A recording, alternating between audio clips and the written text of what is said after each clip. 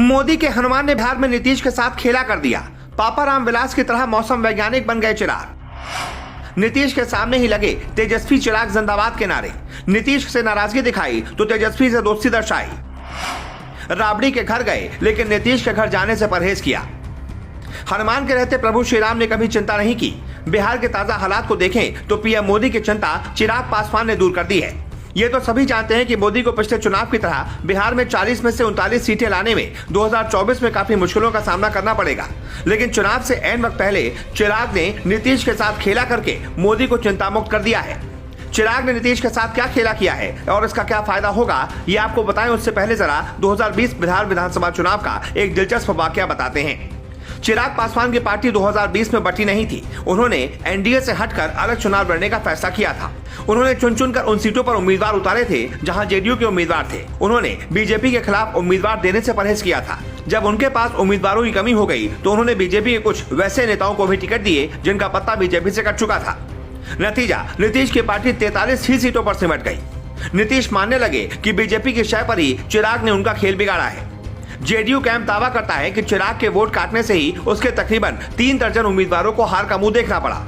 अब चिराग ने फिर से वही काम करना शुरू कर दिया है। लेकिन वो ये काम कैसे करेंगे, जानने से पहले चिराग के दिए वो संकेत जान लीजिए जिसके बाद हम कह रहे हैं कि वो पापा की तरह मौसम वैज्ञानिक बन गए हैं। लोक जनशक्ति पार्टी के राष्ट्रीय अध्यक्ष चिराग पासवान अपने अंदाज से सबको चौंकाते रहते हैं। नीतीश कुमार की सरकारी इफ्तार पार्टी से उन्होंने परहेज किया, लेकिन राबड़ी देवी की आवाज पर तेजस्वी की तरफ से आयोजित दावत इफ्तार में वो शामिल हो गए। अब लोकसभा और विधानसभा की सभी सीटों पर लड़ने की तैयारी कर रहे हैं। आपको बता दें, चिराग पासवान के पास 5 से 7% दलित वोटों का आधार है, इसलिए वो एनडीए की जितनी पसंद है उतनी ही महागठबंधन की भी। चुनाव में जहां एक एक वोट के जुगाड़ में बीजेपी तमाम तरह की तरकीबें अपना रही है, वहीं चिराग को वो छोड़ना नहीं चाहेगी। बिहार में सभी दलों की अभी मूल चिंता है कि कैसे दलित पिछड़ों के वोट को अपने पाले में किया जाए। बीजेपी ने इसके लिए सबसे पहले लवकुश समीकरण को ध्वस्त कर दिया। कुशवाहा समाज के नेता उपेंद्र कुशवाहा को जेडीयू से अलग कराने में बीजेपी कामयाब रही। वहीं कुर्मी समाज में आरसीपी सिंह को बीजेपी प्रेरित करती रही है। ऐसे में चिराग के लिए एनडीए और महागठबंधन के द्वार खुले हुए दिखते हैं। हालांकि एनडीए में अभी तक चिराग की औपचारिक वापसी नहीं हुई, फिर भी उनका झुकाव हमेशा बीजेपी की ओर रहता है। 8 अप्रैल को चिराग पासवान ने अपनी पार्टी की प्रदेश कार्यकारिणी की बैठक के बाद घोषणा की थी कि बिहार की सभी लोकसभा सीटों और विधानसभा सीटों पर चुनाव लड़ने की उनकी पार्टी की तैयारी कर रही है। उन्होंने किसी दल के साथ गठबंधन करने से इनकार कर दिया, लेकिन झुकाव एनडीए की तरफ था। वैसे उन्होंने ये कहकर गठबंधन की बात स्पष्ट नहीं होने दी कि जिस दल का बिहार में जनाधार होगा उसी के साथ उनकी पार्टी गठबंधन कर सकती है। जाहिर है कि उनका इशारा जेडीयू की तरफ था।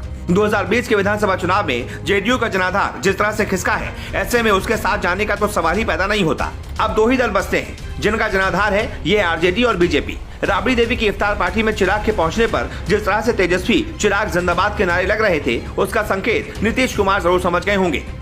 कहा जाता है कि चिराग के कारण हुए नुकसान से खार खाए बैठे नीतीश कुमार ने अपनी पार्टी ही तोड़ दी।